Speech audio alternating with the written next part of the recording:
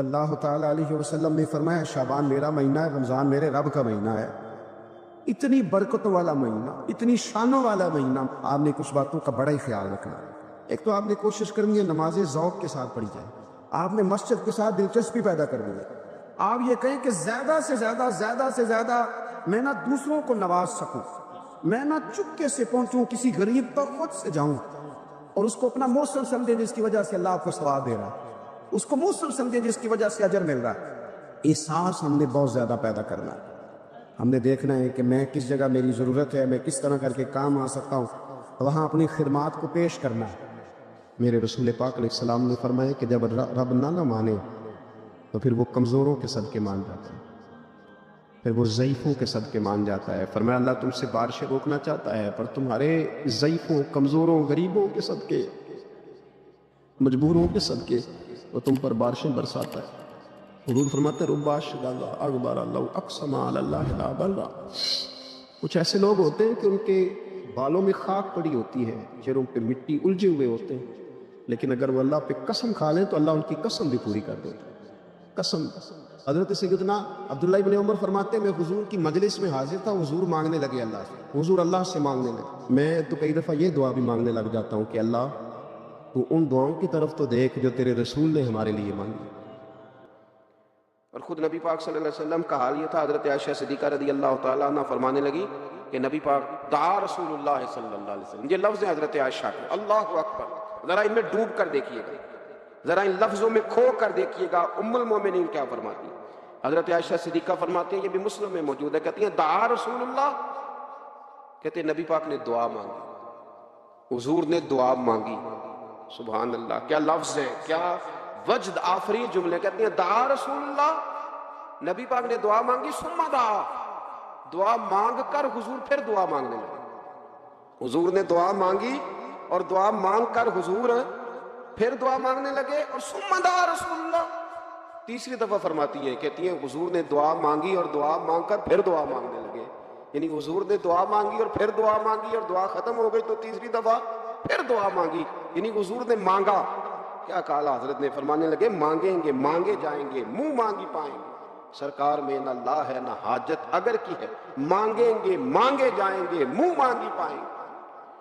حضور نے دعا مانگی اور دعا مانگ کر پھر دعا مانگی اور دعا مانگ کر پھر دعا مانگی۔ تو نبی پاک صلی اللہ علیہ وسلم کا تو اللہ سے مانگنے کا، اس کو منانے کا یہ طریقہ، حضرت عبداللہ ابن عمر فرمانے لگے، یہ لفظ ابو داؤد شریف میں موجود ہے، ذرا ان کا بھی ذائقہ محسوس کیجئے گا۔ حضرت سیدنا عبداللہ ابن عمر فرماتے ہیں میں حضور کی مجلس میں حاضر تھا، حضور مانگنے لگے اللہ سے، حضور اللہ سے مانگنے لگے۔ میں تو کئی دفعہ یہ دعا بھی مانگنے لگ جاتا ہوں کہ اللہ تو ان دعاؤں کی طرف تو دیکھ جو تیرے رسول نے ہمارے لیے مانگی۔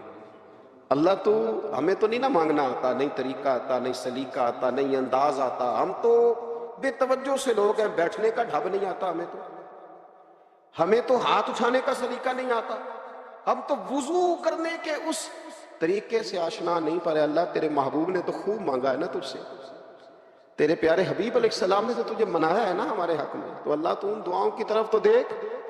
حضرت عبداللہ ابن عمر رضی اللہ تعالیٰ عنہ فرماتے ہیں میں حضور کی مجلس مبارکہ میں بیٹھا تھا، ابو داؤد شریف میں موجود ہے، کہتے ہیں حضور دعا مانگ رہے تھے۔ دعا کیا تھی؟ دعا حضور یہ مانگ رہے تھے رب اغفر لی، یا اللہ ہمیں بخش دے، وتب علیہ، اللہ ہماری توبہ قبول فرما، انک انت التواب الرحیم، بے شک تو توبہ قبول کرنے والا اور رحم کرنے والا۔ حضور دعا مانگ رہے تھے، اے اللہ رب اغفر لی، یا اللہ ہمیں بخش دے، وتب علیہ، اور ہماری توبہ قبول فرما، انک انت التواب الرحیم، بے شک تو توبہ قبول کرنے والا اور رحم کرنے والا۔ حضرت عبداللہ ابن عمر فرماتے اس ایک دعا کو ایک ہی مجلس میں ایک ہی جگہ بیٹھ کر میرے نبی پاک نے اپنی زبان اطہر سے 100 مرتبہ ادا فرمایا۔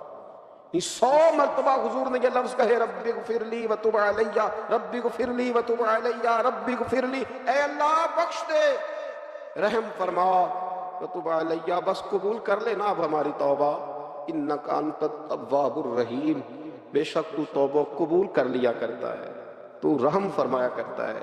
ایک ہی مجلس میں 100 دفعہ حضور نے دعا مانگی، دعا مانگ کے پھر دعا مانگی، اور دعا مانگ کے پھر دعا مانگی۔ اللہ کو منایا میرے رسول پاک، حضور نے ہمیں بتلایا اسے مناؤ، اس کی بارگاہ عالی مرتبت میں جھکو. اور حضور نے خود بھی یہ طریقہ ہمارے سامنے بطور سنت کے چھوڑا، اور پھر نبی پاک صلی اللہ علیہ وسلم نے آگے بڑھ کے ہمیں کچھ اور باتیں بھی ارشاد فرمائی.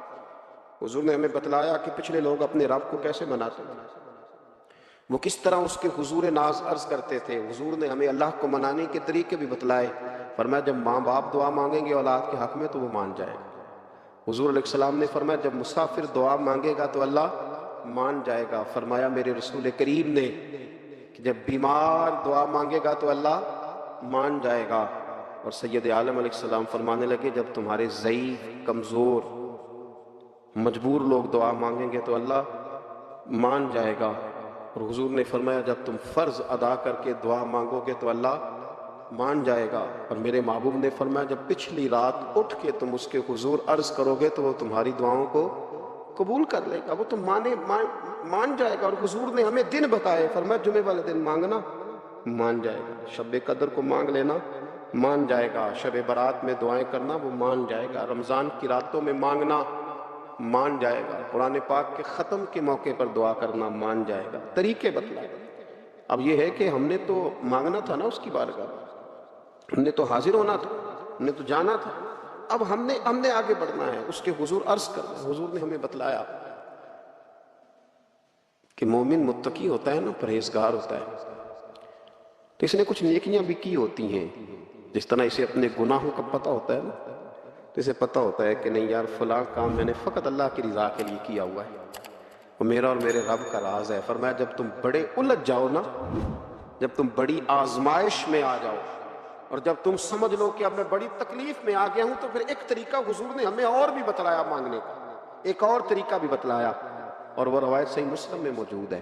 راوی حضرت عبداللہ ابن عمر رضی اللہ تعالیٰ. حضور فرماتے ہیں 3 لوگ سفر کر رہے تھے. یہ آپ اندازہ فرمائیے صحیح مسلم کی حدیث ہے. ذرا حضور کے سمجھانے کا ایک یہ رنگ بھی ہے اللہ کو منانے کا، ایک یہ انداز بھی ہے اس کی بارگاہ میں گزارشات پیش کرنے کا. یہ بھی ایک طریقہ حضور نے ہمیں بتلایا. اگرچہ اپنی نیکیوں کو چھپانا چاہیے، نیکیاں جو چھپی ہوئی ہوتی ہیں وہ قیمتی ہوتی ہیں، وہ قیمتی چیزیں ہوتی ہیں جو لوگوں نے چھپا کر کے رکھی ہوتی ہیں. حضرت عبداللہ ابن عمر فرمانے لگے کہ نبی پاک صلی اللہ علیہ وسلم فرماتے ہیں 3 لوگ سفر کر رہے تھے، رستے میں طوفان آ گیا، تیز بارش شروع ہو گئی. تو حضور فرماتے ہیں وہ تینوں بارش سے بچنے کے لیے ایک غار میں چھپ گئے. ان کو پتہ ہے پرانے زمانے کے اندر غاریں ہوتی تھیں، اور لوگ جب سفر کرتے تھے لمبے تو پتھروں اور پہاڑوں کے بیچ میں سے سفر کرتے تھے. وہ غار کے اندر چلے گئے. اب چونکہ طوفان بہت زیادہ تھا، جب وہ غار کے اندر چلے گئے تو اللہ کے پیارے حبیب صلی اللہ علیہ وسلم فرماتے ہیں پتھر اوپر سے لڑکتا ہوا آیا اور غار کے منہ کے آگے آ کے اس نے غار کو بند کر دیا.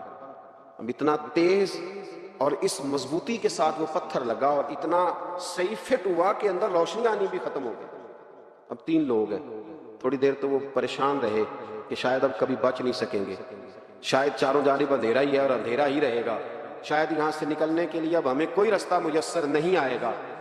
وہ پہلے تو پریشان ہوئے، پھر کہنے لگے یار اس طرح کرو، ذرا غور کیجئے گا میری بات. فرمایا اس طرح کرو، اگر کوئی زندگی میں نیکی کی ہے نا تو ذرا اس نیکی کو یاد تو کرو، اور یاد کر کے اس مالک کے حضور عرض تو کرو. وہ کریم ہے، کوئی آنکھوں شاید من جائے تے گل کم تتڑی دا بن جاوے. عرض تو کرو. ان میں سے یہ آپ اندازہ فرمائیے یہ بات بیان کون کر رہا ہے؟ یہ مدینے والے رسول بیان کر رہے ہیں، یہ نبی پاک علیہ السلام نے بیان فرمایا. یہ وہ کہانی ہے جو ہمیں ہمارے نبی پاک نے سنائی، رسول کریم علیہ السلام نے ہمیں بتلائی. یہ داستان محبت. حضور فرمانے لگے ایک نے ان میں سے ہاتھ اٹھائے اور اس نے انداز کیا چھیڑا. عرض کرنے لگا اللہ تو جانتا ہے نا میں نے بکریاں رکھی ہیں، میں غریب ہوں، مزدور ہوں، اور مالک تو یہ بھی جانتا ہے کہ میرے بچے بھی ہیں، بیوی بھی ہے، پر میں جب بھی گھر لوٹا ہوں تو دودھ میں نے بچوں اور بیوی کو پہلے نہیں دیا، بوڑھے ماں باپ کو پہلے دیا. اللہ میں نے ان کے ساتھ ہمیشہ کرم کے بازو کھول کر معاملہ کیا. وہ غار میں تنہا بیٹھے ہیں اور اپنے مالک کو منا رہے ہیں. عرض کرتے ہیں اللہ تجھے یاد ہے نا ایک رات جب میں بڑی دیر سے لوٹا تھا، لکڑیاں کاٹتے درخت تلاش کرتے مجھے دیر ہو گئی، میں دیر سے لوٹا تھا، نیت یہ کر رکھی تھی کہ دودھ سب سے پہلے ماں باپ کو پلاؤں گا. مالک جب میں لوٹا تو وہ بوڑھے تھک کر کے سو گئے تھے. میری بیوی نے مجھے کہا کہ بچوں کو پلا دو، وہ سو گئے، تو میں نے کہا نہیں، میرے ذمے ہے ان بوڑھوں کے دل کو ٹھنڈا کرنا، ان سے پیار کرنا۔ اللہ، بیوی مانگتی رہی، بچے طلب کرتے رہے، میری ٹانگوں میں گھومتے رہے، بار بار آتے رہے، پر میں نے دودھ نہیں پلایا۔ اے مالک، فجر ہو گئی، آفتاب طلوع ہونے کا وقت آ گیا، پر میں نے ماں باپ کے بیدار ہونے کا انتظار کیا۔ اے اللہ، وہ جب اٹھے تو ان کی آنکھوں میں جو میرے لیے دعا تھی اور ان کے سینوں میں جو میرے لیے کرم تھا، اگر تیری بارگاہ میں وہ نیکی قبول ہے تو مالک کے رحم فرما، میں اس مشکل سے آسانی عطا فرما۔ سنو سنو، رسول کریم صلی اللہ علیہ وسلم فرماتے ہیں کہ اس بندے کی دعا مکمل ہوئی تو پتھر تھوڑا سا سرک گیا، اور اتنا سرکا کہ آسمان نظر آنے لگا۔ جس نے ماں باپ کو منایا ہے، ان سے پیار کیا ہے، پھر یہی بات وسیلہ بن جائے گی رب کے ماننے کا، پھر یہ وسیلہ بنے گی اللہ اس سے مان جائے۔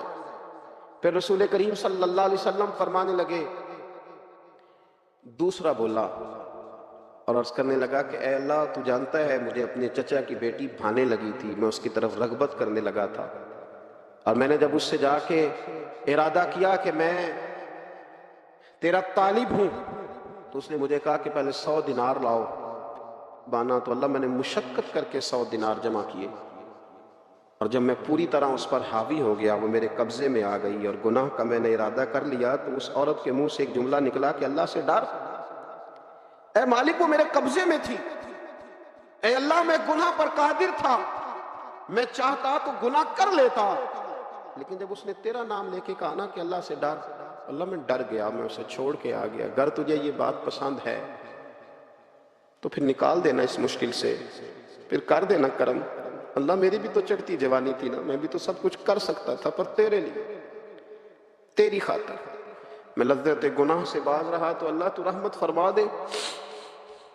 حضور فرماتے ہیں اس کی دعا مکمل ہوئی تھی کہ پتھر تھوڑا اور سرک گیا۔ پھر تیسرا بولا، اور اس نے بول کے کہا، اے اللہ، ایک مزدور کو، ایک دیہڑی دار کو، ایک غریب کو میں نے کام پہ رکھا ہوا تھا، یہ تیرا اور میرا راز ہے اللہ۔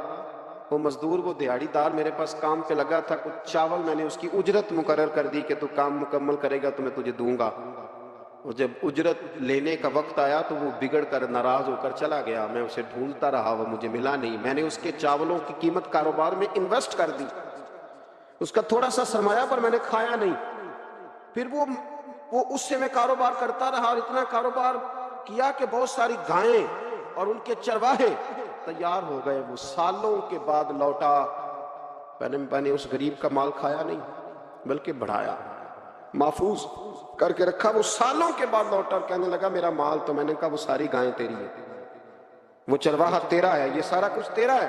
تو کہنے لگا تو مجھ سے مذاق کرتا ہے، میں غریب کہاں اور گاؤں اتنی بڑی گائیں کہاں، تو مذاق کرتا ہے؟ تو میں نے کہا مذاق نہیں، میں نے اپنے رب سے ڈر کے تیرے مال کی حفاظت کی، یہ تیرا ہے۔ اے اللہ، میں کھا بھی تو سکتا تھا نا، پر تجھ سے ڈر کر میں نے وہ سارا محفوظ رکھا۔ اللہ، اگر تجھے میری یہ ادا پسند ہے تو پھر آج مان جانا، آج راضی ہو جا۔ اللہ کے رسول فرماتے ہیں اس کی دعا مکمل ہوئی تھی کہ پتھر لڑکا اور ان کے لیے رستہ بن گیا، وہ باہر آ گئے۔ تو حضور نے ہمیں بتلایا کہ وہ تمہاری نیکیاں جو چھپی ہوئی ہیں، وہ تمہاری نیکیاں جو تم نے خالص اللہ کی رضا کے لیے کی ہیں، ان نیکیوں، ان اعمال کا وسیلہ بھی تمہارے رب کے ماننے کا ذریعہ بن جائے گا، اس کو منایا جائے، اس کی حضور حاضری دی جائے، اس سے بخشش کا سوال کیا جائے، اس کی بارگاہ میں یہ گزارش کی جائے کہ اللہ، غریبوں، مجبوروں، کمزوروں اور ان لوگوں کے صدقے جو اللہ رستہ دیکھ رہے ہیں کہ رستہ کب کھلے گا، جو تیری بارگاہ کرم کے سوالی ہیں، ان کے صدقے تو رحم فرما، تو کرم فرما۔ تو میرے عزیز، ایک اور بات جو اللہ کو منانے کے لیے ہمیں ہمارے پیارے رسول صلی اللہ تعالیٰ علیہ وسلم نے بتلائی کہ جب انسان بہت زیادہ عاجزی کرتا ہے نا، بہت زیادہ عاجزی، تو پھر بھی اللہ مان جاتا ہے۔ جب وہ اس کے حضور بہت عجز کا اظہار کرتا ہے، بہت زیادہ عجز کا اظہار کرتا ہے، وہ ڈر جاتا ہے اس سے۔ وَلِمَنْ خَافَ مَقَامَ رَبِّهِ جَنَّتَانِ، فرمایا جو میرے سامنے کھڑے ہونے سے ڈرے گا، میں اسے 2 جنتیں عطا کروں گا۔ حضرت بابا فرید الدین مسعود گنج شکر بابا صاحب رحمۃ اللہ علیہ فرماتے ہیں کہ ایک نیک نوجوان تھا، دن کو روزہ رکھتا، رات کو نماز پڑھتا، پر اللہ سے ڈرتا پھر بھی بہت ہی زیادہ تھا، بڑا ہی ڈرتا تھا۔ موت کا وقت آیا تو ماں ہی تھی بس اس کی، تو ماں سے کہنے لگا اماں تو میری ماں ہے، میرے ساتھ 3 وعدے تو کر۔ اس نے کہا پتر تو بتا، آخری ہج کی لے رہا ہے اور اس غریبنی ماں سے تو وعدہ لے رہا ہے، بتا کیا وعدہ؟ تو عرض کرنے لگا اماں جب میں مر جاؤں نا تو میرے گلے میں رسی ڈال کے تو مجھے گھمانا کر کے صحن میں، اور لوگوں کو کہنا جو رب کی نافرمانی کرے اس کا یہی حال ہوتا ہے۔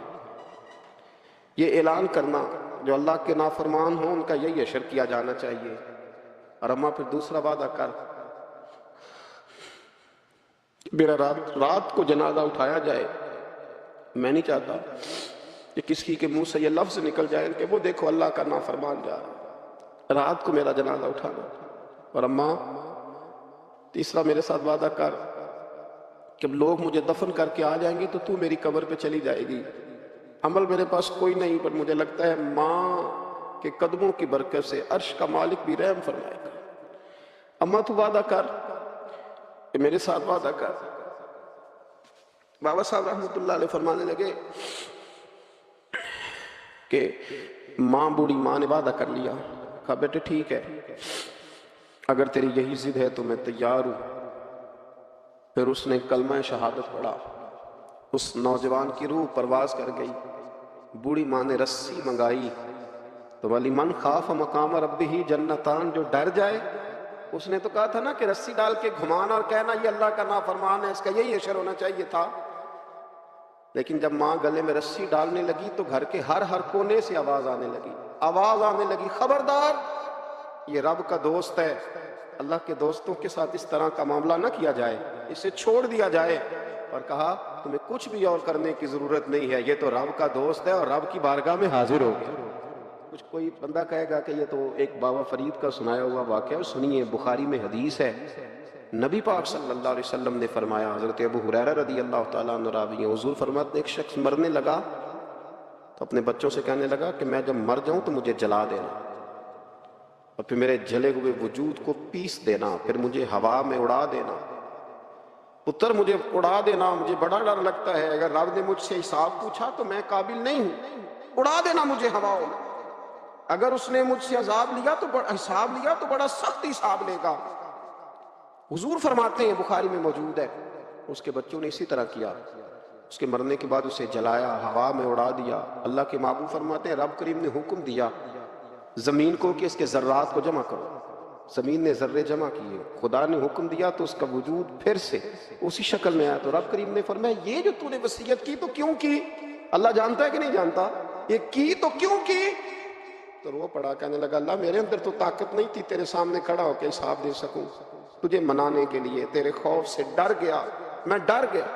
اگرچہ ہمارے بزرگوں نے لکھا ہے کہ آج یہ وصیت کرنا اس رنگ میں، یہ طرز اختیار کرنا درست نہیں، لیکن آپ غور فرمائیے کہ نبی پاک علیہ السلام فرماتے ہیں جب اس نے کہا نا اللہ تجھ سے ڈر کے یہ کیا، تو رب کریم نے فرمایا جا پھر میں نے تیری مغفرت کر دی، کیونکہ اللہ کو پتہ تھا یہ دل سے بات کر۔ ایک چوتھی بات میرے رسول پاک علیہ السلام نے فرمایا کہ جب رب نہ مانے تو پھر وہ کمزوروں کے صدقے مان جاتا ہے، پھر وہ ضعیفوں کے صدقے مان جاتا ہے۔ فرمایا اللہ تم سے بارشیں روکنا چاہتا ہے پر تمہارے ضعیفوں، کمزوروں، غریبوں کے صدقے، مجبوروں کے صدقے وہ تم پر بارشیں برساتا ہے۔ حضور فرماتے ہیں رب اشغل اکبر لو اقسم علی اللہ لا برا، کچھ ایسے لوگ ہوتے ہیں کہ ان کے بالوں میں خاک پڑی ہوتی ہے، چہروں پہ مٹی الجھے ہوئے ہوتے ہیں، لیکن اگر وہ اللہ پہ قسم کھا لیں تو اللہ ان کی قسم بھی پوری کر دیتا ہے۔ قسم حضرت عبداللہ ابن مبارک فرماتے ہیں، ابن قدامہ نے لکھا ہے، فرماتے ہیں بارش نہیں ہوتی تھی مکے میں، قحط پڑ گیا تو سب لوگ مسجد الحرام سے باہر کھلی جگہ میں نکلے دعا کرنے کے لیے، سب اپنی اپنی دعائیں کر رہے تھے، تو میں تھوڑا باہر ہوا تو اچانک ایک غلام آیا، کالا سیاہ رنگ، 2 رکعتیں نماز پڑھ کے تو ہاتھ پھیلائے تو کہنے لگا اللہ مجھے پتہ ہے یہ جو کچھ بھی ہوا ہے میری نافرمانیوں کی وجہ سے ہوا، تو ناراض ہو گیا نا، تو نے بارش روک لی، تو ناراض ہو گیا نا، ہمیں سبق سکھانا چاہتا ہے نا، یہ کسی اور کی وجہ سے نہیں، یہ صرف میری نافرمانیوں کی وجہ سے ہوا۔ اللہ رحم فرما، تیرے بندے تھوڑی سی بھی سختی برداشت کرنے کی طاقت نہیں رکھتے، کمزور ہیں، ڈر جاتے، غلام ہے، دعائیں مانگ رہا۔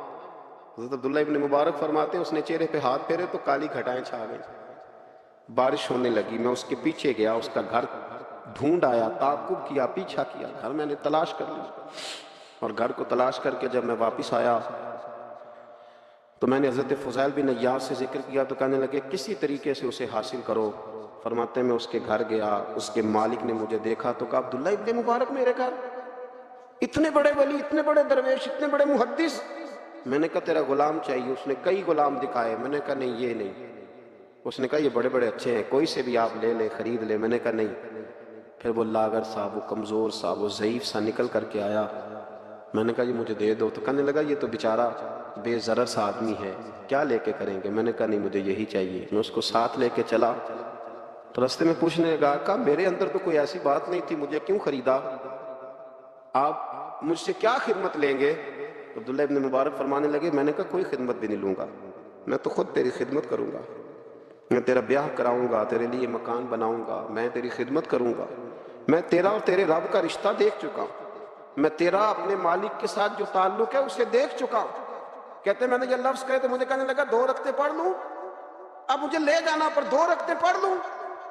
کہتے میں نے کہا پڑھ لو۔ تو 2 رکعتیں پڑھنے کے بعد میری طرف دیکھ کے کہنے لگا آقا مجھے اپنا حق معاف کر دینا، میں خدمت نہیں کر سکا۔ پھر کہنے لگا اللہ راز تو کھل گیا، اے اللہ راز تو کھل گیا، اللہ تیرا میرا معاملہ تھا، راز تو کھل گیا، راز تو کھل گیا، اللہ راز تو کھل گیا۔ میں سراپا مخزن راز تھا، میں رہا تھا مدت و راز میں، یہ تو تیرا شوق دید کشاں کشاں مجھے کھینچ لایا مجاز میں، اللہ راز کھل گیا۔ یہ لفظ کہتے کہتے کہتے کہتے اس شخص نے کلمہ پڑھا اور اس کی روح پرواز کر گئی، اس کی روح ہی پرواز کر گئی۔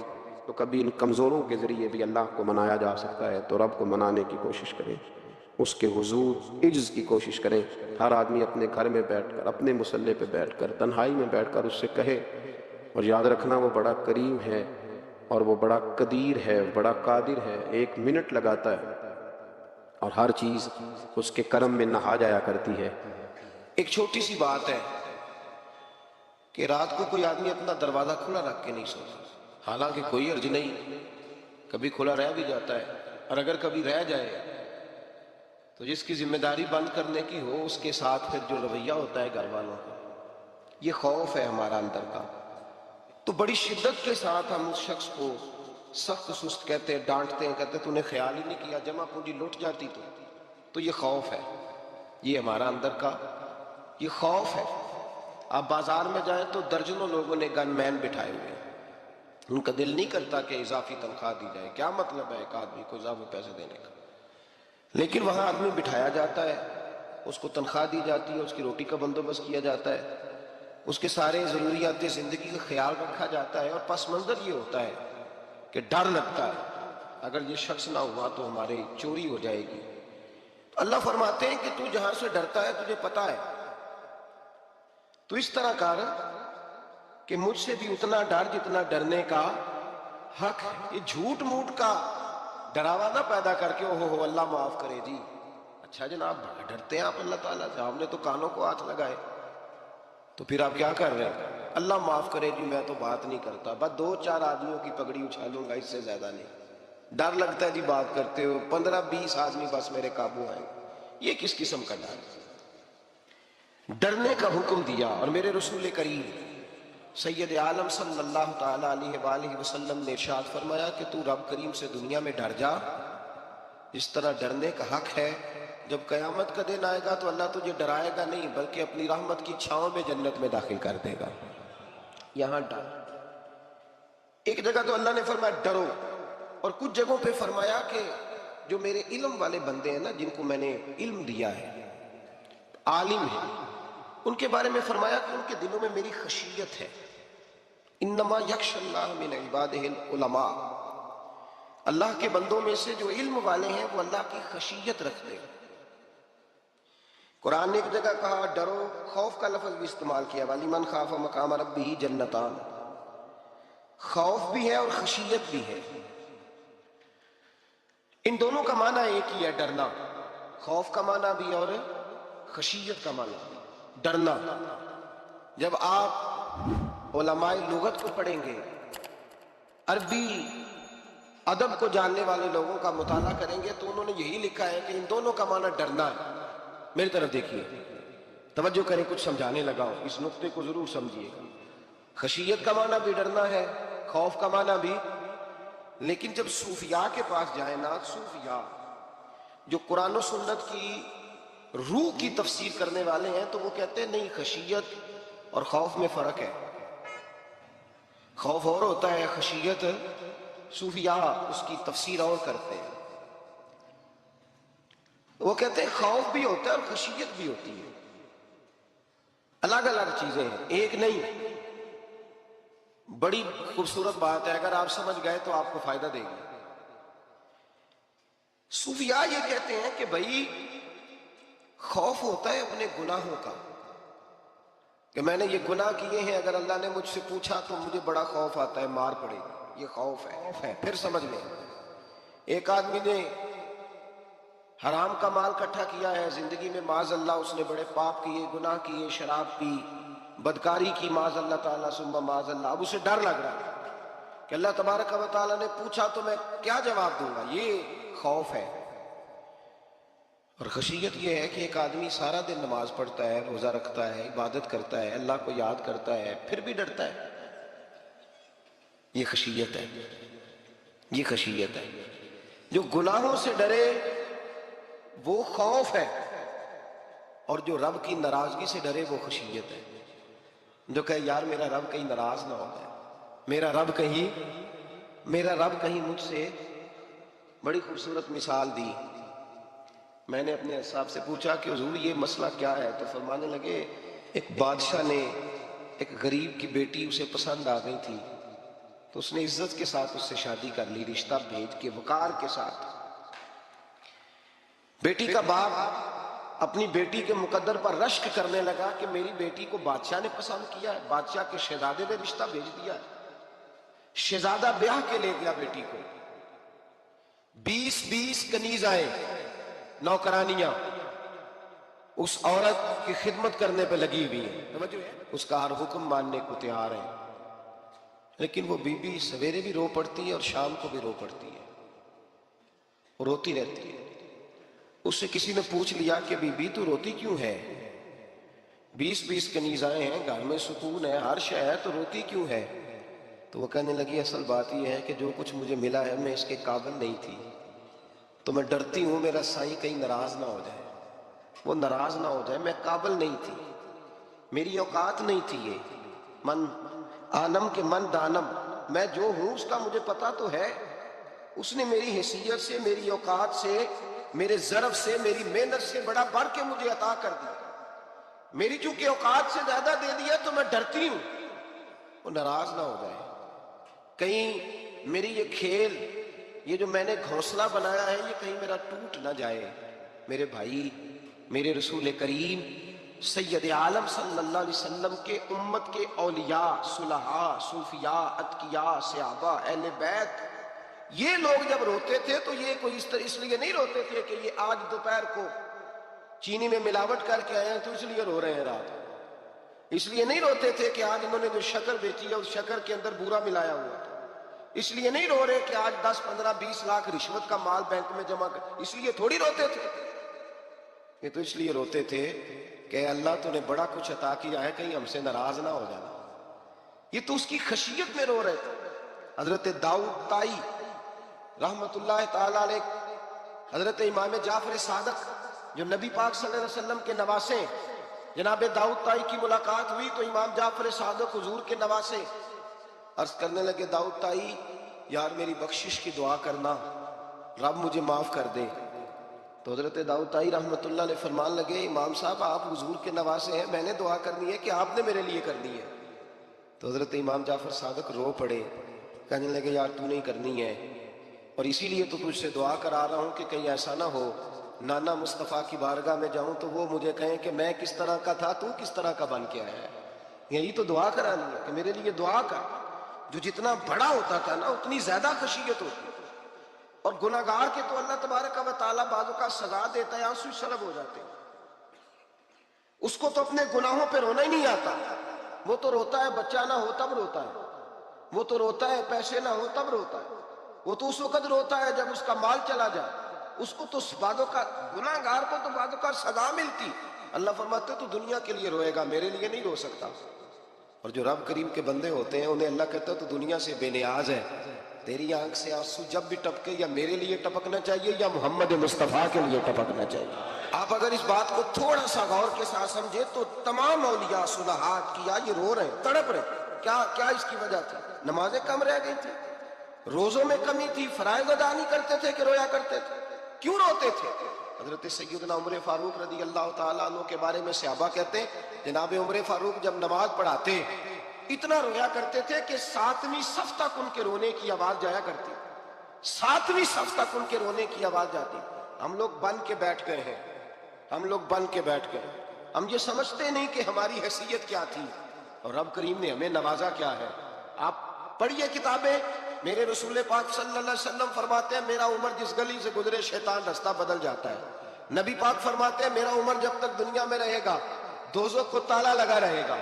صاحب عزد الغابہ نے لکھا ہے نبی پاک صلی اللہ علیہ وسلم نے حضرت جبریل امین کو بلایا، فرمایا چل میرے عمر کی شان بیان کر. تو حضرت جبریل امین علیہ السلام عرض کرنے لگے یا رسول اللہ صلی اللہ علیہ وسلم 950 سال اگر اللہ مجھے عمر دے، 950 سال رب عمر دے اور پھر بھی میں عمر فاروق کے فضائل بیان کروں تو میں نہیں کر سکتا. عمر کی شان میں نہیں بیان کر سکتا. 950 سال بھی اگر میری عمر ہو. نبی پاک نے فرمایا پھر میرے ابو بکر کے بارے میں عرض کی یا رسول اللہ ابو بکر کی تو بات اس سے بہت آگے کی ہے نا. وہ نبی پاک کتنی عظمت بیان کر رہے ہیں، کس قدر زیادہ رسول کریم صلی اللہ تعالیٰ علیہ وآلہ وسلم ان کی عظمت بیان کرتے ہیں. حضرت عمر کیا کہتے ہیں؟ وہ لوگوں کو بتاتے پھرتے ہیں کہ تم نے دیکھا ہے نا میری کتنی عظمت ہے. وہ یہ نہیں کہتے. حضور فرماتے ہیں عمر کی بڑی شان بڑی شان بڑی شان. اور عمر کے پاس جب بھی کوئی جاتا ہے کہتے ہیں عمر آپ کا کیا مقام ہے؟ تو عمر فرماتے ہیں میں تو اونٹ چرانے والے کا بیٹا ہوں، میں تو اونٹ چرانے والے کا بیٹا ہوں، میں تو اونٹ چرایا کرتا تھا، میں تو 10 اونٹ نہیں سنبھال سکتا. حضرت فاروق اعظم رضی اللہ تعالیٰ عنہ سے کوئی پوچھتے جناب عمر آپ کا کیا حال ہے؟ تو آپ فرماتے یہ تو میرے مقدر ہے کہ میری بہن نے قرآن سنایا تو میں در رسول تک پہنچ گیا، ورنہ مجھے پوچھنے والا کوئی نہ ہوتا. کبھی جناب علی المرتضیٰ کا بازو پکڑ کے کہتے ہیں علی تو نہ ہوتا تو عمر ہلاک ہو جاتا. بھائی حضور شانیں بیان کرتے. نبی پاک کہتے ہیں میرے ابو بکر نے احسانات کیے، بڑے احسانات کیے، میں نے سب کا بدلہ چکا دیا. ابو بکر کا نہیں چکایا. اللہ کی بارگاہ میں عرض کروں گا یا اللہ تو ہی اسے بدلے دے. اور جناب ابو بکر صدیق سے کوئی پوچھتا ہے ابو بکر آپ کا کیا حال ہے؟ تو ابو بکر صدیق فرماتے ہیں مجھ سے میرے اندر کا عالم نہ پوچھو، اگر قیامت کے دن اعلان ہوا نا کہ سارے لوگ بخشے گئے ایک باقی بچا ہے تو مجھے ڈر لگتا ہے کہ ابو بکر ہی بچ جائے گا جو نہیں بخشا جائے گا. مجھے ڈر آتا ہے. او بھائی بن کے بیٹھ گئے لوگوں کو پوچھ کر کے دیکھیں، کہتے ہیں کیا پاپ کیا ہے، کیا ہو گیا؟ خشیت سے کانپتی ہوئی روحیں، تڑپتے ہوئے میرے رسول پاک کے غلام، اولیاء اللہ صوفیاء کرام کے رونگٹے کھڑے ہیں رب کریم کے خوف سے. جو جتنا مالک کو جانتا ہے اتنا کانپ رہا ہے، اتنا ڈر رہا ہے. جس کی آنکھوں سے آنسو خشک ہے مطلب یہ ہے یہ رب کو جانتا ہی نہیں. اسے کیا خبر اس کا جلال کتنا ہے، اسے کیا خبر اس کا عذاب کتنا ہے. تو کیا جانے ان بطش ربک لشدید، جب وہ پکڑتا ہے تو بڑا سخت پکڑتا ہے. حضرت عثمان غنی کو 3 دفعہ میرے نبی پاک نے فرمایا جنتی ہے، جنتی ہے. العثمان فی الجنہ، العثمان فی الجنہ، العثمان فی الجنہ. 3 دفعہ حضور نے جنت کی بشارت دی. میرے مصطفیٰ کریم نے فرمایا میرا عثمان گلی سے گزرے تو فرشتے بھی اس کی حیا کرتے ہیں. جناب عثمان غنی جن کو میرے نبی نے 2 بیٹیاں دے کے کہا عثمان میری 100 بیٹی بھی ہوتی، ایک کے بعد دوسری انتقال کرتی جاتی تو میں ساری تیرے نکاح میں دے دیتا. وہی حضرت عثمان غنی قبر پہ کھڑے ہیں حضور کے وصال کے بعد، ایک قبر پہ کھڑے، آنکھوں سے آنسو جاری ہے، داڑھی ساری آنسوؤں سے بھر گئی ہے، روتے ہی جاتے ہیں، روتے ہی جاتے ہیں. غلام کہتا عثمان یار رونا ہمیں چاہیے، رونا ہمیں چاہیے جن کو کوئی بشارت نہیں اور آپ کو تو 3 بشارتیں، روتے کیوں ہو؟ جناب عثمان غنی فرمانے لگے جس مصطفیٰ نے مجھے جنت کی بشارت دی اسی رسول نے فرمایا تھا قبر آخرت کی منزلوں میں سے پہلی منزل ہے، آخرت کی منزلوں میں سے پہلی منزل. سوچتا ہوں اگر رب کریم نے عثمان سے حساب پوچھ لیا حساب کیسے دینا ہے؟ میرے مصطفیٰ کریم نے. یہ تو بات ہے نا جناب عمر کی، یہ تو بات ہے حضرت عمر کی، حضرت ابو بکر کی، جناب عثمان غنی کی. اور جس شیر خدا کے بارے میں نبی پاک نے فرمایا علی منی وانا من علی، فرمایا علی اور میں 2 نہیں، میں علی ہوں اور علی میں ہے. جن کو فرمایا من کنت مولا وہذا علی مولا، جس کا میں مولا اس کا علی بھی جس مولا علی شیر خدا کو یہ درجہ دیا، وہ علی المرتضی اٹھے ہیں، نماز کا وضو کیا ہے، مصلی کی جانب جانے لگے تو جناب علی کا وجود تھر تھر کانپنے لگا، تھر تھر چھم چھم آنسو وہ برسنے لگے۔ حضرت سیدنا امام حسن آگے بڑھے، ابا جی کیا ہوا؟ میں حسن ڈر رہا ہوں، مالک کی بارگاہ میں جا رہا ہوں، کہیں رب علی کو دھتکار ہی نہ دے، کہیں مالک علی سے حساب ہی نہ پوچھ لے، کہیں اللہ تبارک و تعالیٰ ناراضگی کی نظر سے نہ دیکھ لے۔ او بھائی، ہم لوگ اتنے دلیر، اتنے تگڑے، اتنے سیاہ، اتنے عقل مند، اتنے گناہوں کے پیچھے پہاڑ ہیں، لیکن مجال ہے کوئی ایک قطرہ وہ آنسو جو ہم نے سنبھال کے رکھے ہیں دنیا داری پہ بہانے کے لیے۔ کبھی اپنا حساب کر، کبھی سوچ، روز شکوہ کرتا ہے، کہتا ہے میرے پاس پیسے نہیں، گاڑی نہیں، کار نہیں، کوٹھی نہیں، سرمایہ نہیں۔ کبھی سوچ جو کچھ ہے، اگر رب کریم میرے اور آپ کے اعمال دیکھے تو ہماری حیثیت ہے کہ وہ سارا کچھ ہمیں دیا جاتا، ہماری اوقات تھی کہ وہ ہمیں دیا جاتا جو اس نے دیا ہے؟ ٹٹول کے دیکھیں، عمر گزر گئی، شکوے کرتے، ذرا پلٹ کے دیکھیں، اگر ہمارے گناہ اور ہماری نیکیاں اکٹھی کی جائیں تو ہم جزا والے نہیں سزا والے نکلتے ہیں معاذ اللہ۔ محمود غزنوی بڑا پیار کرتے تھے ایاز کے ساتھ، بڑا پیار کرتے تھے، نوازا کرتے تھے، روز کوئی نہ کوئی تحفہ ملتا تھا ایاز کو۔ کچھ حسد کرنے والوں نے کہا محمود تو اسے تحفے دیتا ہے اور یہ جنگل میں اسلحہ اکٹھا کر رہا ہے، یہ تیرے خلاف علیحدہ سے فوج تیار کر رہا ہے، کچھ وقت آئے گا یہ تجھے چھوڑ کے علیحدہ سے بادشاہی کا دعویٰ کر دے۔ محمود غزنوی کہنے لگے یہ کس طرح کی بات؟ کہا تمہیں پتہ ہے کہ ایاز عصر سے لے کر عشاء تک کہاں رہتا ہے؟ محمود کہنے لگے یار واقعی میں نے کبھی پوچھا تو نہیں، شک کا بیج بو دیا، شک کا بیج بو دیا۔ محمود غزنوی کہنے لگے اچھا آج میں پیچھا کروں گا، تفتیش کروں گا، تحقیق کروں گا کہاں جاتا ہے، تحقیق کروں گا۔ محمود غزنوی نکلے پیچھا کرنے، عصر کے بعد ایاز نے جنگل کا رخ کیا، محمود بھی پیچھے پیچھے ہو لیے۔ کہتے ہیں جنگل کے بیچ جا کے ایک جھونپڑی آئی، اس جھونپڑی کے اندر ایاز گئے، دروازہ کھولا، اندر چلے گئے۔ مجھے بڑا غصہ تھا کہ ہر بات مجھے بتاتا ہے، یہ کیوں نہیں بتائی؟ جب ایاز اندر گئے تو میں نے زور زور سے دروازہ کھٹکھٹایا غصے کے ساتھ۔ ایاز نے دروازہ کھولا، باہر آئے، میں نے کہا پیچھے ہٹ۔ ایاز پیچھے ہٹے تو میں اندر چلا گیا۔ محمود کہتے ہیں جب میں اندر گیا تو میں نے اس جھونپڑی میں ایک پرانا کرتا لٹکا ہوا دیکھا، ایک ٹوٹے ہوئے جوتے پڑے ہوئے دیکھے، ایک چھوٹا سا ڈنڈا دیکھا، ایک مٹکا، ایک پیالہ دیکھا۔ میں نے ساری تلاشی لی تو چند ٹوٹی پھوٹی پرانی چیزیں، میں نے کہا ایاز یہ کیا ہے؟ تو کہتے ہیں ایاز کہنے لگا بادشاہ ٹٹول کے دیکھ لے، یہی کچھ ہے جو تو نے دیکھا ہو۔ میں نے کہا یہ ہے کیا؟ کہتے ہیں ایاز پیروں میں بیٹھ گیا، تڑپ کے رونے لگا، کہنے لگا بادشاہ یہ میری اوقات ہے، یہ میری اوقات ہے، یہ میری اوقات ہے، یہ میری اوقات ہے۔ کہا کیا مطلب؟ کہنے لگا جس دن تیرے پاس آیا تھا نا تو یہ میری کائنات تھی کل، آج تیری مہربانیوں نے مجھے یہاں تک پہنچا دیا ہے۔ میں جو تیرا غدار نہیں نہ ہوتا، میں جو تیری نافرمانی نہیں کرتا، اس لیے نہیں کرتا کہ میں ہر شام آ کے اپنی اوقات یاد کرتا ہوں، اور پھر مجھے روز رات کو میرا نفس کہتا ہے اس کا وفادار رہنا، اس کا وفادار رہنا۔ تو اس حال میں تھا جب آیا تھا، اگر یہ بگڑ گیا تو پھر تجھے اپنی اوقات کا پتہ ہے نا؟ محمود غزنوی نے سینے سے لگایا، کہنے لگے آج تک تو بچا بھی اس لیے ہے کہ تو اپنی اوقات نہیں بھولا۔ ملا رومی کہتا ہے اپنی اوقات یاد رکھ تو کیا تھا، تجھے ایک رات سونے نہ دے تو اپنی ٹانگوں پہ کھڑا نہیں ہو سکتا، تیری وہ آنکھ لے جائے تو کچھ نہیں کر سکتا، وہ تجھے معذور کر دے تو کچھ نہیں کر سکتا۔ 30 سال کے اونچے 7 فٹ قد کے جوان اس نے فالج زدہ کر کے ہسپتالوں میں ڈال دیے، وہ کچھ نہ کر سکے۔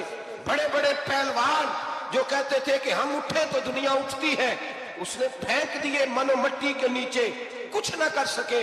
اپنی حیثیت نہ بھول، میرے رسول کریم سید عالم صلی اللہ علیہ وسلم نے فرمایا 2 باتوں میں لوگ دھوکے میں ہیں، دھوکے میں ہیں، دھوکے میں ہیں، دھوکے میں۔ یا رسول اللہ کون سی؟ فرمایا جو صحت مند ہے وہ دھوکے میں ہے، وہ سمجھتا میں کبھی بیمار ہی نہیں ہوں گا، مجھے روز اسی طرح نیند آئے گی جس طرح اب آتی ہے، میں روز اسی طرح اٹھوں گا جیسے اب اٹھتا ہوں، میں اتنا ہی لمبا چوڑا رہوں گا جس طرح آج ہوں، میرا حسن اسی طرح قائم رہے گا جیسے آج ہے۔ تو دھوکے میں ہے، دھوکے میں۔ बड़े बड़े आए और बड़े बड़े मिट्टी का ढेर हो गए, फना हो गए। कुल्लु मन अलैहा फान, फना हो गए, कोई पूछने वाला ना रहा। और मेरे रसूल पाक ने फरमाया जो फारिग है, जिनको रब ने अपनी इबादत के लिए फारिग किया, अपने दीन की नौकरी के लिए फारिग, वो भी धोखे में है, वक्त जाया कर रहे हैं, चौक और चौराहे में खड़े हैं। मेरे भाई, जब अपनी हैसियत इंसान भूलता है, हैसियत भूलता है, फिर वो शिकवा करता है। जब अपनी औकात भूलता है, फिर शिकवा करता है। जब वो भूल जाता है कि मैं क्या था, फिर वो शिकवा करता है। हजरत सैयदना इमाम अहमद रहमतुल्लाह अलैह बाजार में खड़े थे तो बादशाह का बेटा गुजरा, आकड़ के गुजरा। आपने बाजू पकड़ के खींचा और मैं जा जाके अपनी माँ से पूछ और अपने बाप से पूछ तेरी औकात क्या है। अकड़ के चलता है, जा पूछ उनसे तेरी हैसियत क्या है। हजरत जनाब सैयदना इमाम अहमद ने डांटा तो वापस आया, आके कहने लगा अब्बा वो इमाम क्या कहता था कि मेरी औकात क्या है, क्या औकात है मेरी। तो बाप और माँ दोनों घूरने लगे, कहने लगे बेटे हमारे पास दौलत भी थी, घर भी था, मकान भी था, जायदादें भी थी, बादशाहत भी थी, पर हम दुनिया के दरवाजों से भीख मांग मांग के थक गए थे। अर्श का मालिक एक बेटा अता नहीं करता था, एक बेटी नहीं देता था, तड़प गए थे, रोते थे, सिसकते थे। फिर वही इमाम अहमद जिन्होंने आज तुझे गली में खड़ा किया है, उसके दरवाजे पे जाके बैठ गए। हमने कहा रब नाराज हो गया, दुआ करो हमसे राजी हो जाए, चलो ज्यादा नहीं एक लाल ही हमें दे दे। का इमाम अहमद दुआएं किया करते थे, तो तब अल्लाह पाक ने तू हमें अता किया था। तेरी ओ भाई इतनी हैसियत का तो तयन का, बढ़ बढ़ के बातें करता है, तू बड़ा खोल खोल के बोलता है, अपनी हैसियत का तो तयन करना, जरा अंदाजा तो करना कि तू कौन था, कहां से आया है, तेरी औकात क्या है। यहाँ लोग एक मिनट में आगे निकल जाते, पलट के देख तो सही। और मेरे भाई जो बड़े लोग थे वो तड़पा करते थे। हजरत फुजैल बिन अय्याज रहमतुल्लाह अलैह फरमाते हैं बगदाद में बारिश नहीं होती थी, कहत पड़ गया, जानवर प्यास से मरने लगे, जवान बच्चे बूढ़े निढाल होने लगे। फरमाते हैं मैं भी निकला, सुफियान सूरी भी निकले, और भी कई सूफिया मैदान में निकले, दुआएं मांगी, पर बारिश नहीं होती थी। फरमाते एक झोंपड़ी से एक सफेद बालों वाला और गंदमी रंग वाला एक बूढ़ा गुलाम निकला जो किसी का मुलाजिम था, बाहर आया झोंपड़ी से। हम उसे देख रहे थे, वो हमें देख नहीं रहा था। फरमाते उसके चेहरे पर इबादत के निशान थे, दूर से उसका चेहरा देखते लगता था कोई रब करीम का बंदा है। फरमाते हम उसे अल्लाह का वली जानते थे। उसने दुआ मांगी को तो लफ्ज पता क्या है दुआ के, हाथ उठा के कहने लगा मौला मुझे पता है ये जो बारिश नहीं ना हो रही है मेरी वजह से नहीं हो रही, मेरे गुनाहों की बड़ी लंबी फहरिस्त है, बड़ी लंबी लाइन है। कहने लगा अल्लाह मेरी अकेले की वजह से सारे बगदाद को सजा तो ना दे। रब करीम जवान भूखे, बच्चे भूखे, माएं तरस गई, बच्चे तरस गए, जानवर पानी के कतरे, अल्लाह गुनाह तो मेरे अकेले के हैं और इन सबको सजा क्यों देता है। ना मेरी सजा सबको तो ना दे, मेरी सजा सिर्फ मुझे दे, इनको ना दे। कहते अभी उसके हाथ उठे हुए थे, दुआ बोल रहा था, रब करीम ने फौरन बारिश अता फरमा दी। फरमाते खुल के बारिश बरसी। मैंने लोगों से पूछा पता करो किसका गुलाम है, का फला आदमी का। हजरत फुजैल बिन अय्याज कहते हैं मैं शाम को घर चला गया, उसके आका से बात की, खरीद लिया।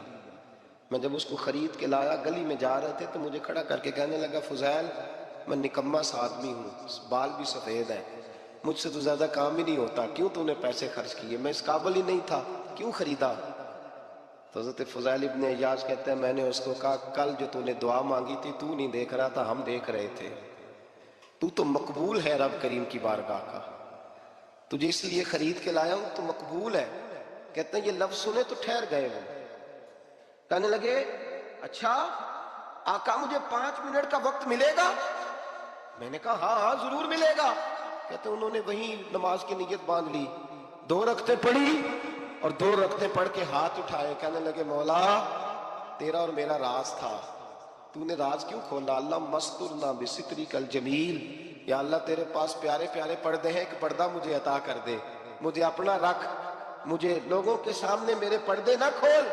आप फरमाते हैं ये कह के वो जमीन पे बैठे कलमाए शहादत पढ़ा, उनकी रूह परवाज कर गई। मेरे भाई जो ज्यादा परहेजगार थे, जो बड़े रब करीम के बंदे थे, उनके तो आंसू खुश्क ही नहीं होते।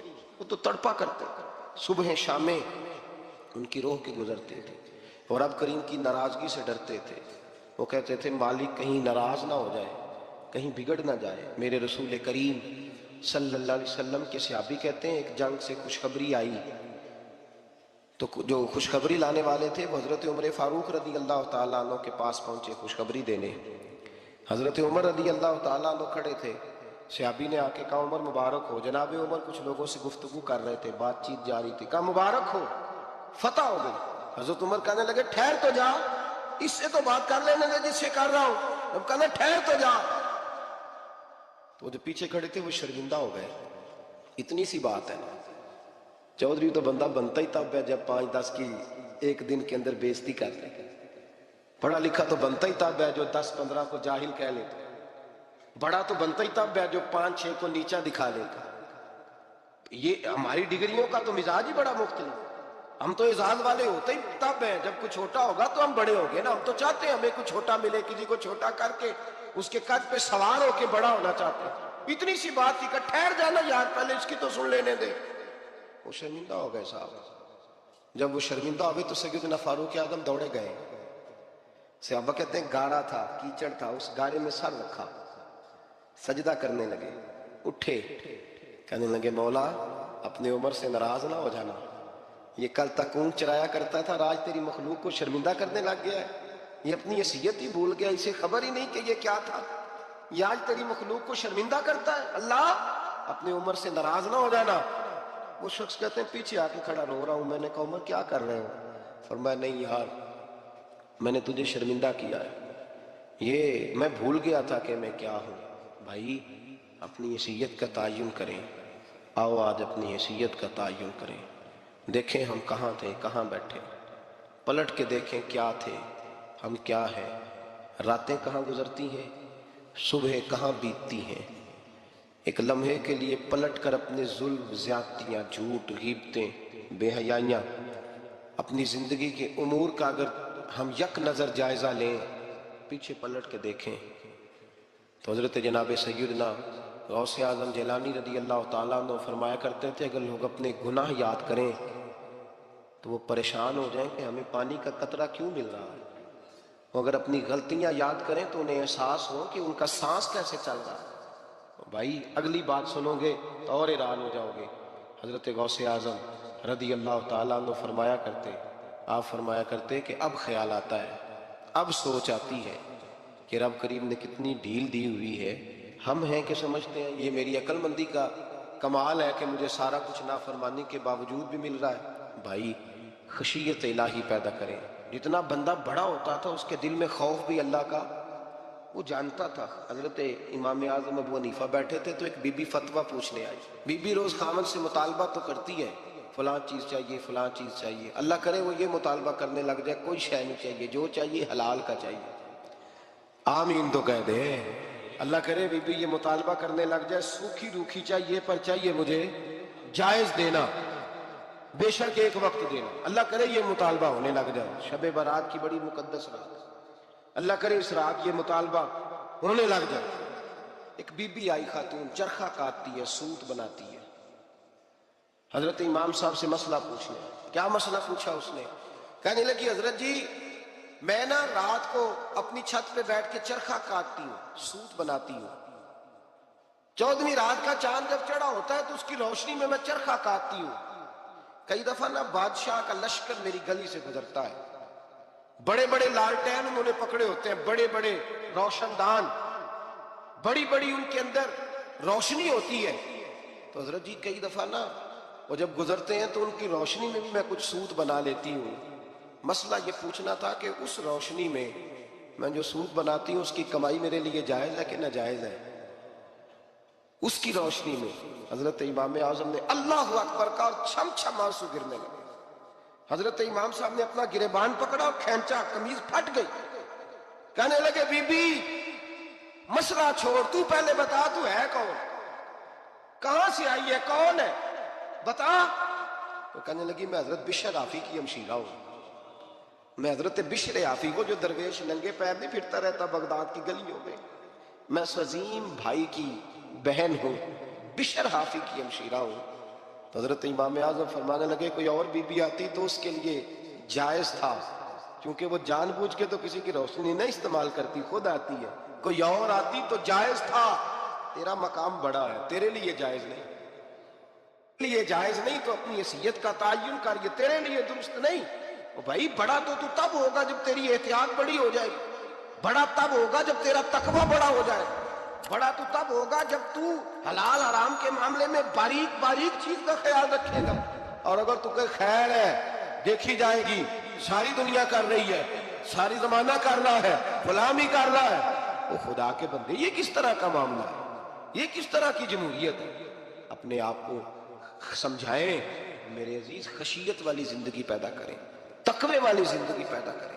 ہم لوگ ایسا وقت گزار رہے ہیں، اور یہ یاد رکھنا ہمیشہ انسان دنیا میں آتے ہیں، اس شہر کے بہت سارے لوگ ہو گزرے، علماء، مشائخ، صوفیاء، تاجر، زمیندار، آپ کسی بھی شعبے میں ٹٹولیں گے تو آپ کو کئی نام ملیں گے۔ اس شہر محبت کے ڈھیروں لوگ ہو گزرے، اور یہ کہانی ہر شہر کی ہے۔ آج میں اور آپ یہاں بستے ہیں، کچھ وقت کے بعد ہم داستان ہوں گے۔ امام شافعی رحمۃ اللہ علیہ فرماتے ہیں میں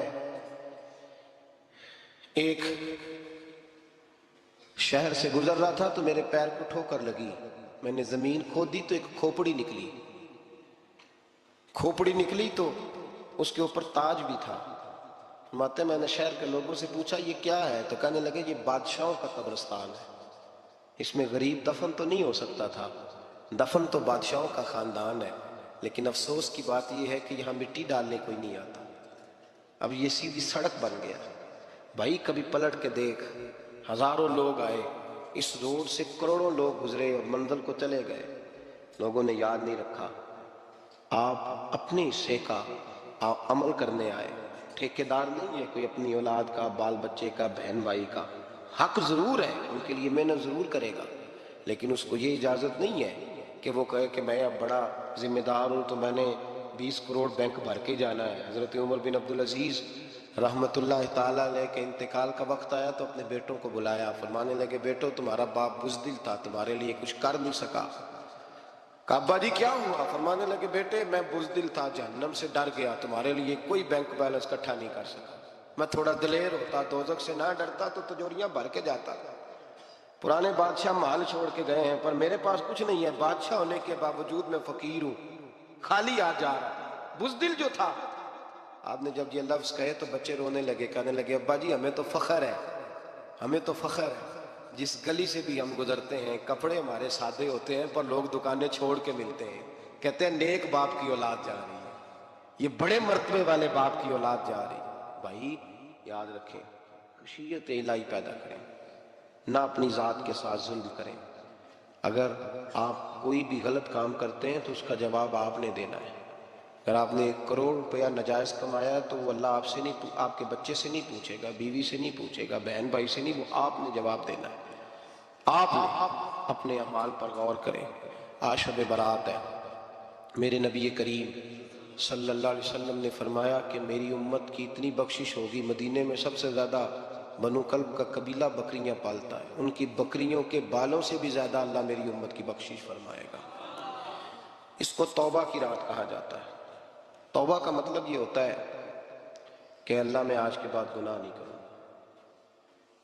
توبہ کا مطلب ہوتا ہے کہ میں آج کے بعد یہ غلطی، آپ کا ملازم کتنی بار غلطی کرے تو آپ رکھ لیتے ہیں، ایک دن میں 100 دفعہ کرے تو گنجائش ہے اس کو رکھنے کی؟ اللہ رکھ لیتا ہے، کہتا تو توبہ کر، ہے گنجائش؟ میرا خیال ہے جو 10 بار بھی کرے اس کے لیے بھی گنجائش ہے، اس کے لیے بھی گنجائش ہے۔ استاد باپ ہوتا ہے، بچے سے غلطی ہو جائے تو کہتا تجھے ارجانہ بھرنا پڑے گا۔ بچے لگے نہیں ہوتے اسکولوں میں، جرمانے لگے ہوتے ہیں، چھٹی کا علیحدہ ہے، فلاں کام کا علیحدہ ہے، حالانکہ باپ ہے۔ بھائی اللہ فرماتا ہے تو توبہ کر، اور توبہ یہ ہے کہ میں آج کے بعد یہ گناہ، جس آدمی نے کل 5 نمازیں نہیں پڑھنی اس کا آج توبہ کرنے کا کیا مطلب ہے؟ توبہ کا کیا مطلب ہے کہ میں آئندہ گناہ، تو جو سویرے 5 نمازیں نہیں پڑھنا چاہتا کہتا ہے کل زور نہیں میں نے پڑھنی، چلو فجر تک جاگنا ہے، فجر پڑھ لوں گا، تو اس نے توبہ کی ہے؟ کوئی مذاق ہے؟ استغفراللہ استغفراللہ اللہ معاف کر دے. کیا معاف کر دے؟ سویرے تو مسجد آئے گا. بھائی آپ کسی جگہ، ہم سادے لوگ ہیں، دیہاتی لوگ، یہ ہمارا دیہات کا ماحول ہے. بچے کو مارتے ہیں نا مدرسے والے کو، تو ہم کہتے ہیں دوبارہ کرے گا، تو کیا کہتا ہے اگوں. تو جو بچہ کہے تسی تھپڑ دو مار لو میں سویرے پھر کرنا دے، تو اس کو معافی ملے گی؟ یہ کیسی معافی ہے کہ سویرے میں نماز نہیں پڑھنی زور کی لیکن یا اللہ معاف کر دے؟ یار یہ جھوٹ ہے، یہ دھوکہ ہے، یہ مذاق ہے. مذاق نہیں کرے.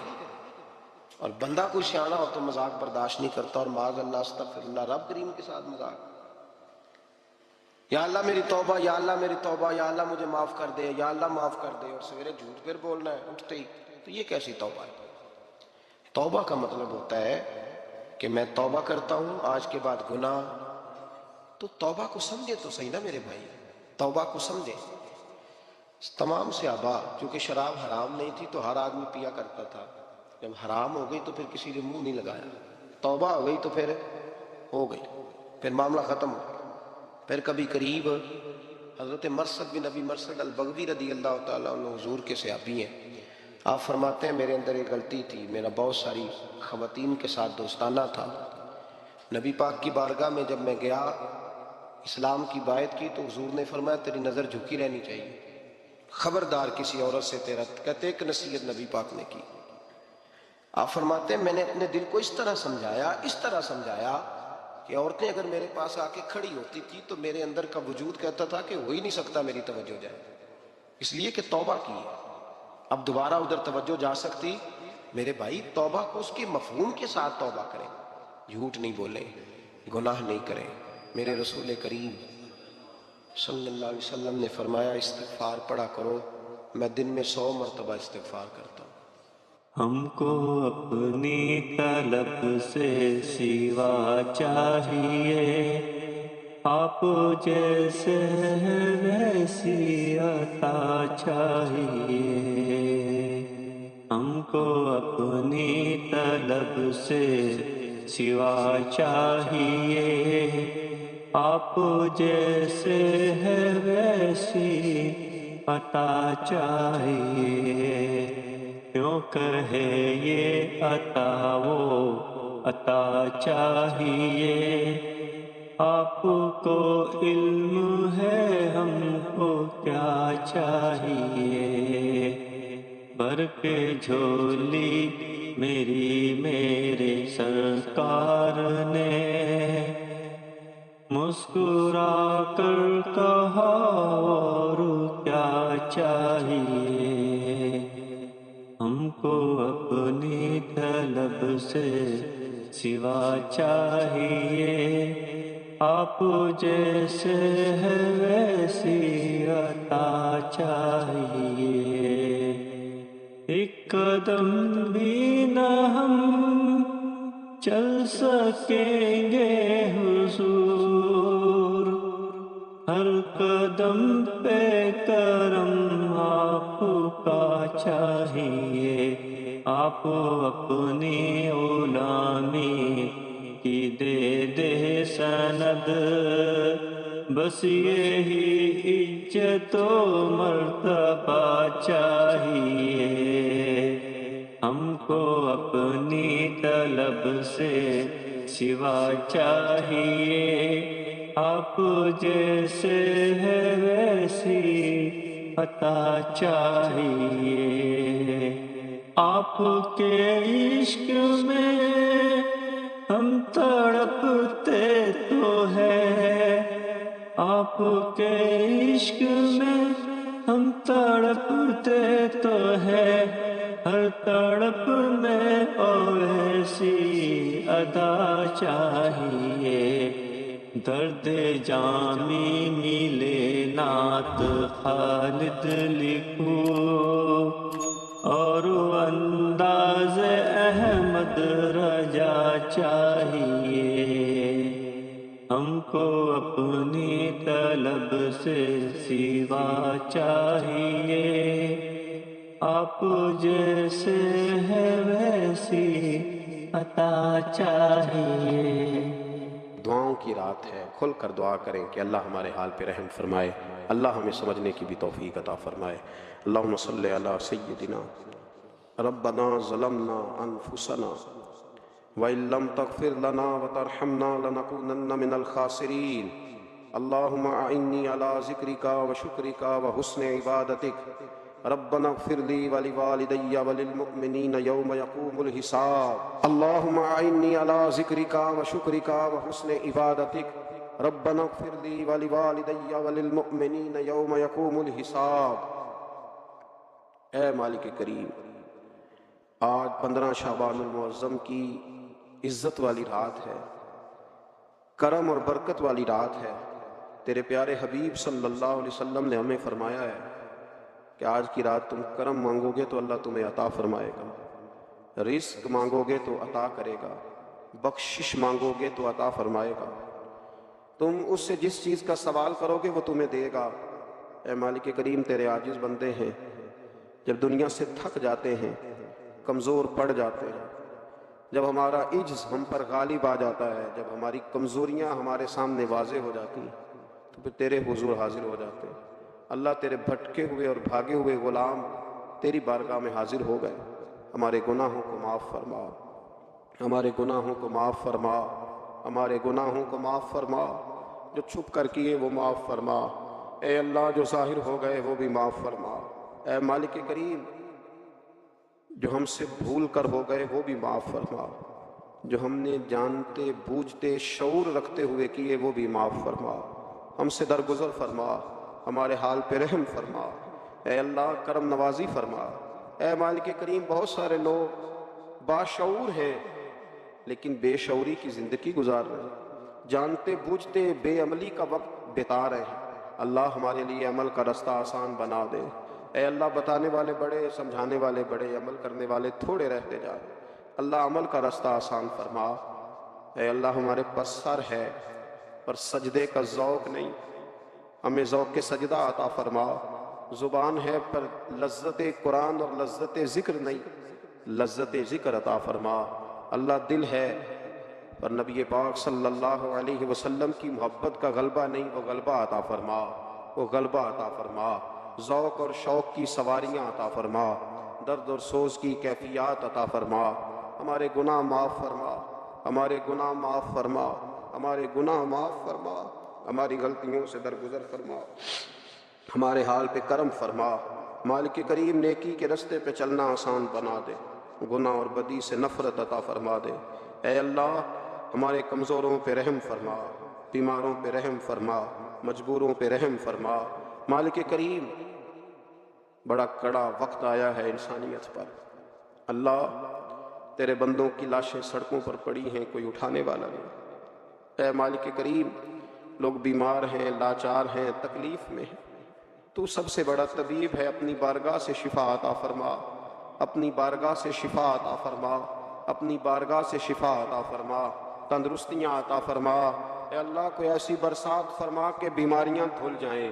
اے اللہ، بیماری دھل جائے. اللہ، آزمائش ختم ہو جائے. اے مالک، مسجدیں پھر سے آباد ہو جائیں، مسجدیں پھر سے آباد ہو جائیں. اے اللہ، اتنی بڑی مسجدوں میں جب یہ اعلان ہوتا ہے کہ آج جمعہ گھروں میں پڑھا جائے، لوگ گھروں میں لوٹ جائے، اللہ، کلیجے منہ کو آتے. ہمارے حال پہ رحم فرما. ایسا ہم نے دیکھنا کیا تھا، ہم نے تو کبھی سوچا بھی نہ تھا. اسلامی جمہوریہ پاکستان میں خداوندہ رحم فرما. اللہ، رحم فرما. مالک، تو کرم فرما.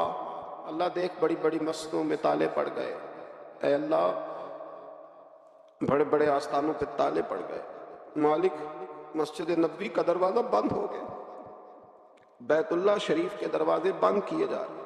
اللہ، رحمت فرما دے. اللہ، بندہ نوازی کر دے. ہم سے درگزر فرما، ہم سے درگزر فرما، ہم سے درگزر فرما. ہمارے حکمرانوں کو توفیق ہدایت عطا فرما، ہمیں تقوی کا نور عطا فرما. اے اللہ، تو کریم ہے، کرم فرما. تو معاف کرنے کو پسند کرتا ہے، معافی عطا فرما، معافی عطا فرما، معافی عطا فرما. مالک کریم، ہماری آنے والی نسلوں کی خیر فرما، ہمارے بزرگوں کی خیر فرما. ہمیں بری موت سے محفوظ فرما، ہمیں ایمان کی موت عطا فرما، ہمیں ایمان کی موت عطا فرما. زندگی بھی عزت والی عطا فرما، ہمیں موت بھی عزت والی عطا فرما۔ اللہ ہم سے درگزر فرمانا، اللہ ہم عذاب والے نہیں، ہم تو درگزر والے ہیں، ہم سے درگزر فرما۔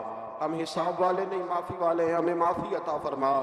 اللہ بیٹیوں پہ رحم فرما، اے اللہ ماؤں پہ رحم فرما، بہنوں پہ رحم فرما، اہل خانہ پہ رحم فرما، بچوں پہ رحم فرما، ہماری نسلوں پہ رحم فرما، ہمارے ساتھ درگزر والا معاملہ فرما۔ آج کی رات بوڑھوں نے بھی ہاتھ اٹھائے ہیں، ان کے کامتے ہاتھوں پہ رحم فرما، ان کے کمزور ہاتھوں پہ رحم فرما۔ اللہ کریم ماں بہنوں اور بچیوں نے تیری بارگاہ میں ہاتھ دراز کیے، اللہ ان پر کرم نوازیاں فرما، آسانیاں فرما، درگزر والا معاملہ فرما۔ اللہ روشنیاں واپس عطا فرما، شفائیں نصیب فرما، درگزر فرما۔ وہ جو نبی پاک نے غار سجدہ میں دعائیں مانگی تھی ان کا صدقہ عطا فرما، ہمیں غار حرا کا صدقہ عطا فرما، ہمیں غار ثور کا صدقہ عطا فرما، ہمیں اپنے محبوب کی اولاد پاک کا صدقہ عطا فرما، حضور کی اہل بیت کا صدقہ عطا فرما، صحابہ کبار کا صدقہ عطا فرما، ہمارے حال پہ رحم فرما۔ اے اللہ ہمارے کمزوروں کے صدقے رحم فرما۔ اللہ بہت سارے مزدور اور سفید پوش لوگ بڑی تکلیف میں، اللہ ان پر فضل فرما، ہمیں دنیا داروں کا محتاج نہ بنا، ہمارے حال پہ رحم فرما، بندہ نوازی فرما، آسانی فرما، کرم نوازی فرما۔ کشمیر کے مسلمانوں پہ رحم فرما، فلسطین کے مسلمانوں پہ رحم فرما۔ اے اللہ پاکستان پہ کرم نوازی فرما، یہاں تو پہلے ہی بڑی غربت ہے، تو ہمارے حال پہ رحم فرما۔ یہاں کے بیمار تو پہلے ہی علاج کے لیے ترستے ہیں، اللہ تو کرم نوازی فرما، بندہ نوازی فرما۔ جو لوگ باہر کے ممالک میں موجود ہیں ان پہ رحم فرما، آسانیاں فرما دے، تو اپنے بندوں کے ساتھ کرم والا معاملہ فرما دے، درگزر فرما۔ اے اللہ ہم سے راضی ہو جا، اللہ ہم سے راضی ہو جا۔ اللہ بوڑھے بزرگ بچے مائیں بہنیں تجھے مناتے ہیں، مالک تو اپنے فضل سے مان جا، ہمارے حال پہ رحم فرما، ہم سے درگزر فرما۔ جو چلے گئے ان کی بخشش فرما، ان کی قبروں کو روشن فرما، ان کے حال پہ رحم فرما۔ اللہ تو بندہ نوازی فرما، آسانیاں فرما۔ ربنا افرغ علینا صبرا وثبت اقدامنا فانصرنا علی القوم الکافرین۔ رب اغفر وارحم وانت خیر الراحمین، یا ارحم الراحمین، یا ارحم الراحمین، یا ارحم الراحمین۔ وصلی اللہ تعالی علی حبیبہ سیدنا و مولانا محمد وآلہ وصحبہ اجمعین۔